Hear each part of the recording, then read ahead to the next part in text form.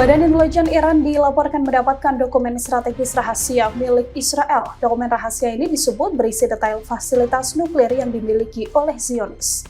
Dikutip dari Times of Israel, data tersebut mencakup ribuan dokumen yang terkait proyek pendudukan Israel dan fasilitas nuklir mereka.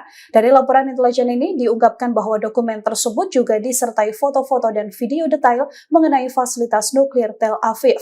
Dibobolnya fasilitas nuklir Israel ini sekaligus menjadi ancaman bagi Zionis. Kondisi ini semakin menyulitkan Zionis di tengah eskalasi perang yang kian panas antara Israel dan juga Iran. Israel yang awalnya mengaku ingin menyerang fasilitas nuklir Teheran kini malah menggali kuburan mereka sendiri. Mayor Jenderal Hussein Salami, Komandan Korps Garda Revolusi Islam atau IRGZ Iran, menekankan bahwa bukan fasilitas nuklir Iran yang akan dihancurkan, melainkan target entitas pendudukan Israel. Bahkan Menteri Pertahanan Iran, Aziz Nazir-Zadeh, juga menegaskan bahwa kekuatan militer Iran tak bisa diimbangi oleh kekuatan Israel. Detail dokumen fasilitas nuklir Israel ini menjadi ancaman kedua bagi Zionis. Pasalnya sebelumnya Iran juga mengakui tengah memperkaya bahan uranium yang menjadi bahan pembuatan rudal nuklir.